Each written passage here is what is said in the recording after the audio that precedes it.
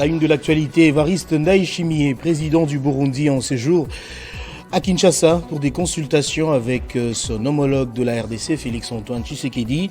C'est dans le cadre du mécanisme de suivi de l'accord cadre d'Addis Abeba. La crise s'enlise dans la partie est du pays où les terroristes du M23 tentent, mais sans succès, de récupérer la cité de Saké. Entre-temps, la situation humanitaire reste toujours inquiétante pour les déplacés de guerre. Et puis après avoir été radié de son équipe puis suspendu du championnat rwandais suite à son geste dénonciateur du génocide de l'Est, l'avant-centre congolais Héritier Luvumbu a quitté le sol rwandais.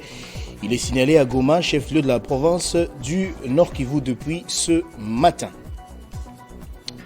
Essentiel de l'actualité sur Télé 50, bienvenue à tous. Le président du Burundi, Évariste Ndayishimiye, est arrivé mardi en début de soirée à Kinshasa pour des consultations avec son homologue de la République démocratique du Congo, Félix-Antoine Tshisekedi, dans le cadre du mécanisme de suivi de l'accord cadre d'Addis Abeba. Selon un communiqué de la présidence burundaise, l'accord cadre d'Addis Abeba a été signé, vous le savez, le 24 février 2013 avec comme institution garante la conférence internationale sur la région des Grands Lacs, la communauté de développement d'Afrique australe, SADC, l'Union africaine et l'Organisation des Nations Unies.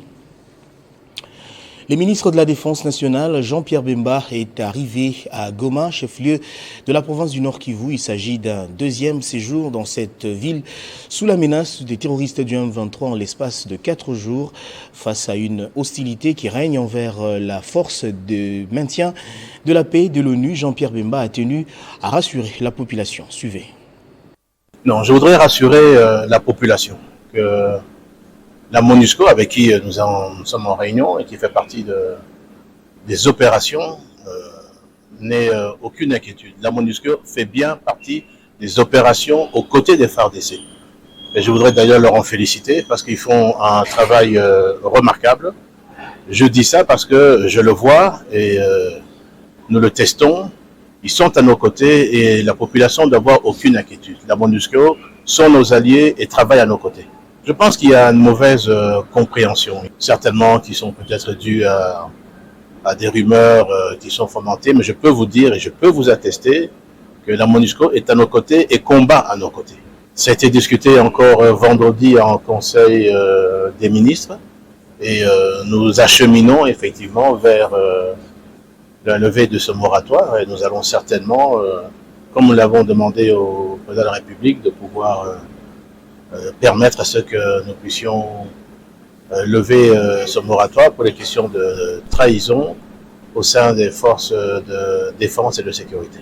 La population de Saké doit savoir que tout est mis en œuvre, comme je l'ai toujours dit, pour la protection des populations de Saké, Goma et tous les alentours et que l'objectif est de reprendre l'entièreté des territoires et de recouvrir l'intégrité territoriale. Je voudrais confirmer qu'effectivement, la SADC et les troupes de la SADC combattent aux côtés de FARDC, aux côtés de tous nos alliés, et que je vous confirme qu'effectivement les éléments de la SADC arrivent tous les jours également et se tiennent vraiment à nos côtés et combattent à nos côtés.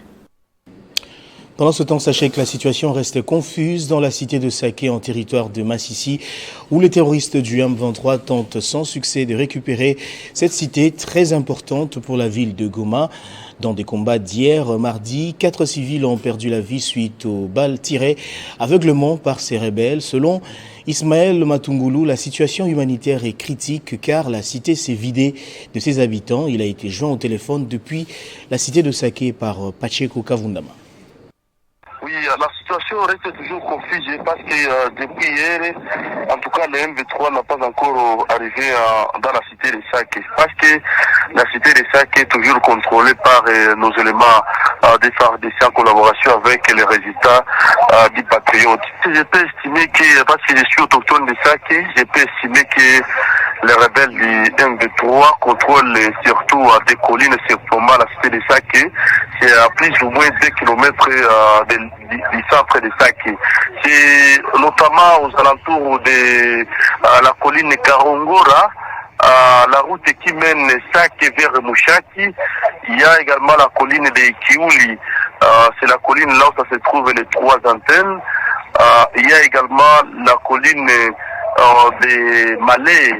C'est là où les rebelles ça se trouve. Mais pour l'instant, en tout cas, je peux vous rassurer que nos éléments Ouazalendo et les éléments FARDC sont en train de contrôler la cité de Saki. Sauf que on a enregistré 4 morts ici dans les différents quartiers de la cité de Saki. C'est au niveau du quartier Bikali, là on a enregistré 4 morts côté civil. Et ce sont des balles des rebelles du M23 qui sont en train de tomber dans les centres de la cité de Sake. Aucune population qui est à Sake pour l'instant, sauf que ce sont les résidents qui sont en train de résister ici à Sake, mais aucune population qui est à Sake pour l'instant. Il y a beaucoup de rumeurs qui sont en train de circuler sur la toile en disant que les rebelles du M23 sont au niveau du centre de Sake. Mais moi, en tant que journaliste local, journaliste communautaire, en tout cas, je peux vous assurer que je suis à Sake sur place. En tout cas, il n'y a pas même les M23 au niveau des Sake. Nos officiers surtout sur les lignes de pro parce que nous gardons également nos éléments d'FARDC, également nos éléments à Ouazalé. Nous sommes en train de contrôler toute la cité des Sake. Toujours sur la situation qui sévit dans l'est de la République démocratique du Congo, précisément dans la cité de Sake justement, Willy Prince Michiki a dénoncé l'agression rwandaise et fustigé l'inaction de la communauté internationale dans cette partie du pays meurtrie par la guerre. La situation de Sake est sous contrôle. Les FARDC viennent de repousser les terroristes du M23 et leurs partenaires ou parrains, les Polonais, les Ougandais, les Rwandais et même certains Américains, il faut le dire, puisqu'on a capturé des mercenaires aussi américains à Moïse. Aujourd'hui, au moment où nous parlons, ils sont au-delà du pont de Sake vers Rutoboka. Une autre partie contrôle Sake pour nous empêcher l'accès sur la nationale numéro 2 qui mène vers Bukavu. Une autre partie s'est réfugiée, s'est repliée vers les petites collines autour des antennes, c'est la route qui va vers Kichanga, Mweso. Mais nous avons félicité les FARDC pour avoir tenu la ville de Sake. Je peux dire ici que Sake ne tombera. Mais je demande aussi à nos autorités, et particulièrement au commandant suprême des FARDC, pourquoi on n'envoie pas au front des commandants qui ont fait preuve, qui connaissent les terrains, les cas par exemple du général de brigade Jean-Marie Kassiki Lamwenda-Peke, qui pendant 22 ans est resté au grade de colonel. Et 22 ans après comme colonel, le chef de l'État, Fatou Béton, l'a élevé au rang de général de brigade. Il a tenu tête, c'est vraiment un héros plus fort que les Mamadou Ndala, les Baouma. Cet homme-là, Jean-Marie, le général Jean-Marie Kassiki, s'il descendait seulement au front, les villes vont être récupérées. En bref et en images, des étudiants de l'Institut facultaire des sciences de l'information et de la communication IFASIC ont manifesté mardi à Kinshasa leur désapprobation face aux violences en cours dans l'est de la République démocratique du Congo en scandant des slogans pour la paix réunis au sein de la coordination estudiantine de cette institution universitaire.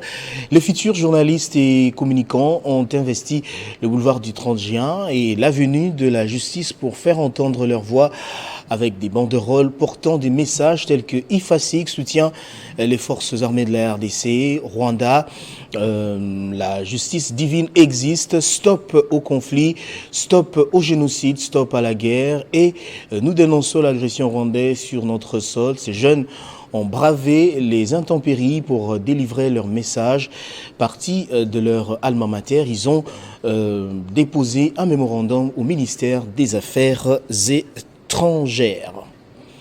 Parlons justice à présent. Après plusieurs reports dans le dossier Salomon Kalonda, la Cour militaire siégeant en matière foraine a statué sur ce cas. Elle a décidé de rejeter la demande de liberté provisoire introduite par ses avocats. Après cette décision, c'est la désolation côté de la défense de Salomon Kalonda qui demande cette fois-ci la bonne foi du chef de l'État pour que la situation soit décantée le plus vite possible.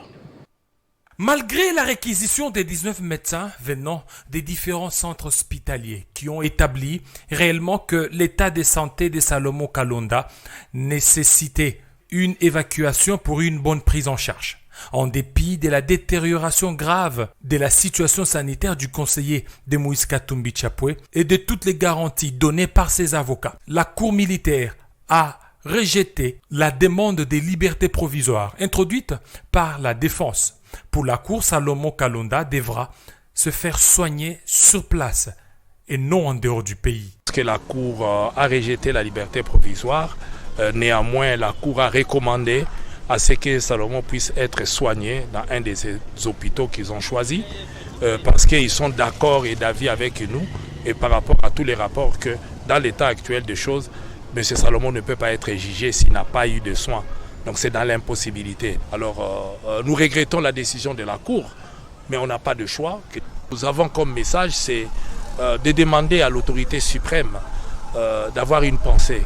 Et même si la Cour a décidé autrement, lui peut, dans son humanisme, voir le cas de M. Salomon Escadela. Salomon est vraiment dans un état catastrophique. Bien qu'en détention et gravement malade, Salomon Kalonda a été massivement élu député provincial dans la ville de Kindu, au Maniema.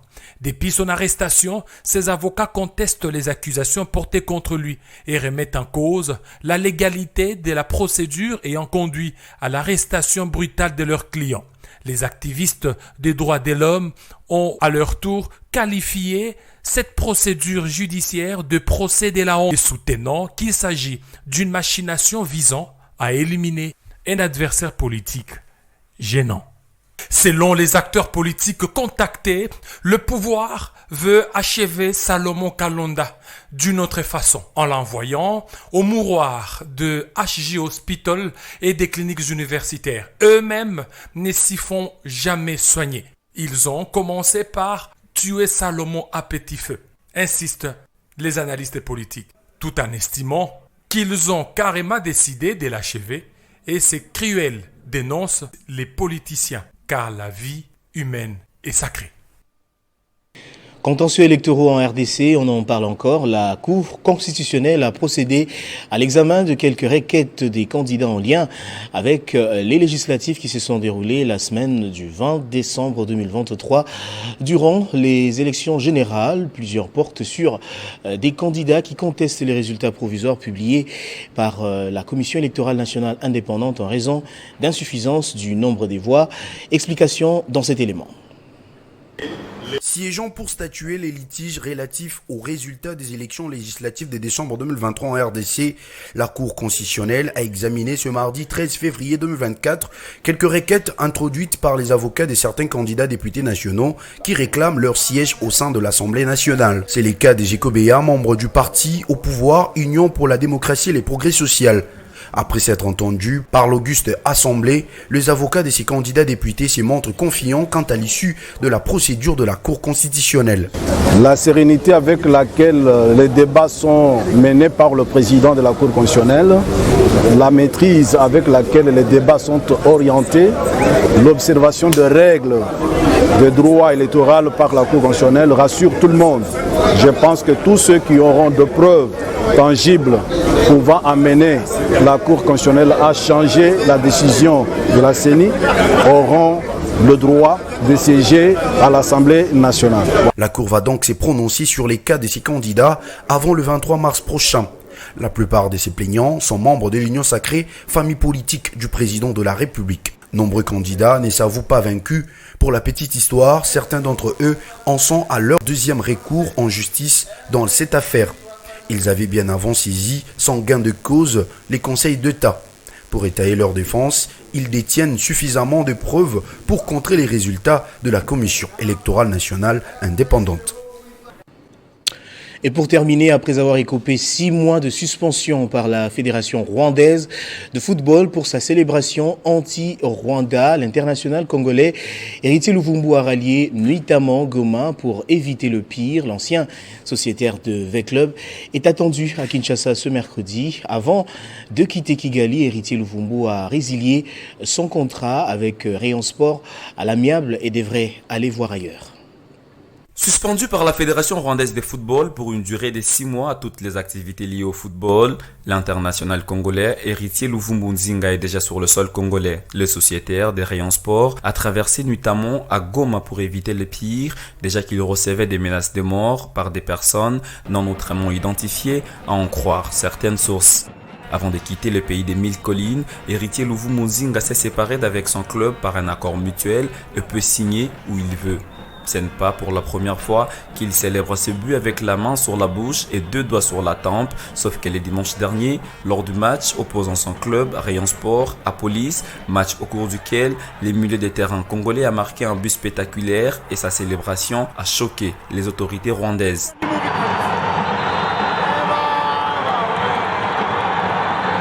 Pour le moment, le gouvernement congolais n'a pas encore réagi et le joueur devrait arriver incessamment à Kinshasa pour se trouver un autre point de chute. Tout est parti lors du match Côte d'Ivoire-RDC lors de la Coupe d'Afrique des Nations où les léopards de la RDC ont utilisé ces gestes montrant l'agression du Rwanda sur la population de l'Est et le silence des Occidentaux. Depuis, ces gestes est devenu viral sur les réseaux sociaux et plusieurs pays sont touchés. On va prendre les rappels des titres à présent. Évariste Ndayishimiye, président du Burundi, en séjour à Kinshasa pour des consultations avec son homologue de la RDC, Félix-Antoine Tshisekedi. C'est dans le cadre du mécanisme de suivi de l'accord cadre d'Addis Abeba. La crise s'enlise dans la partie est du pays où les terroristes du M23 tentent, mais sans succès, de récupérer la cité de Saké. Entre-temps, la situation humanitaire reste toujours inquiétante pour les déplacés de guerre. Après avoir été radié de son équipe puis suspendu du championnat rwandais suite à son geste dénonciateur du génocide de l'Est, l'avant-centre congolais Héritier Luvumbu a quitté le sol rwandais. Il est signalé à Goma, chef-lieu de la province du Nord Kivu, depuis ce matin. Place à présent à la revue de presse.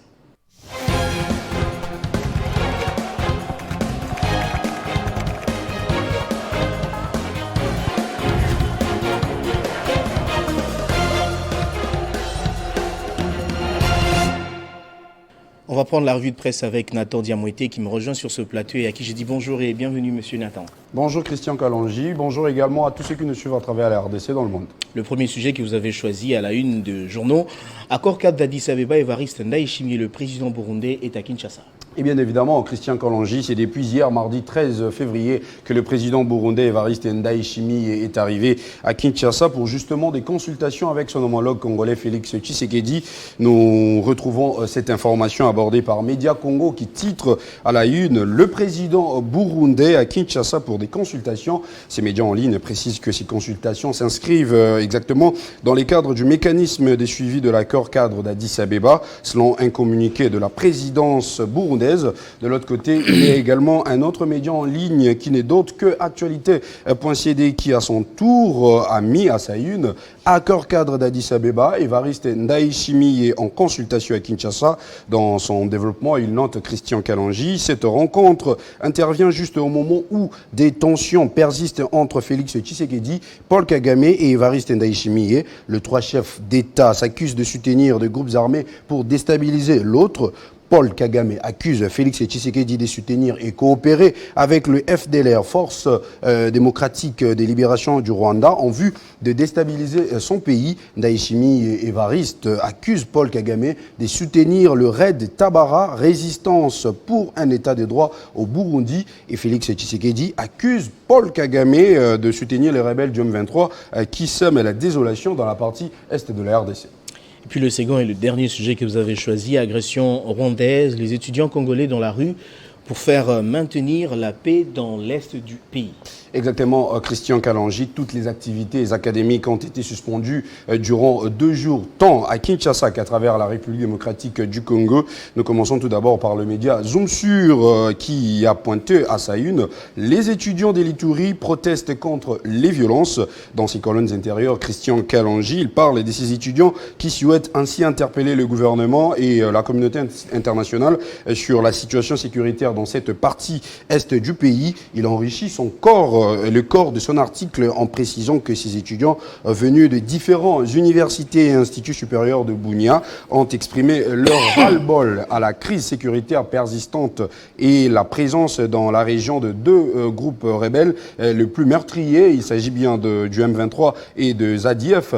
Et ici, à Kinshasa, Christian Kalonji, les étudiants de l'Institut facultaire des sciences de l'information et de la communication IFASIC ont eux aussi battu le pavé ce mardi. Nous retrouvons cette information élaborée par Actualité.cd qui met à sa une manifestation des étudiants de l'IFASIC, appel à la paix et à l'action pour l'Est de la RDC. Dans ses colonnes intérieures, il développe Christian Kalonji après avoir remis les mémorandums au secrétaire général du ministère des Affaires étrangères. Le groupe de 29 étudiants au total, chapeauté justement par le président de leur coordination estudiantine, Ken Ngele Kakalambay, ont quitté les environs du quartier diplomatique en chantant. Dans leur mémorandum, les étudiants de l'IFASIC ont souligné les souffrances endurées par la population dans la région depuis plus de 20 ans, causées par des pertes en vies humaines, des déplacements massifs des populations et des violences généralisées. Christian Kalonji, ils ont également dénoncé les soutiens actifs apportés par les Rwandais au mouvement rebelle du M23, soulignant l'inefficacité des efforts de maintien de la paix des Nations Unies. Les étudiants ont appelé le gouvernement à renforcer la sécurité, à lutter contre l'impunité des auteurs des crimes de guerre et à investir dans les développements socio-économiques dans la région. Voilà qui met fin à notre revue de presse de ce mercredi 14 février. Christian Kalonji. J'aimerais quand même savoir, je suis curieux, est-ce que le mot d'ordre est venu du Comité national des étudiants? Exactement. Parce que le même mouvement a été observé. Exactement, la représentation des étudiants du Congo. Merci également à vous de nous avoir suivis partout dans le monde. Ce journal est terminé. Restez fidèles au programme de votre chaîne Télé 50.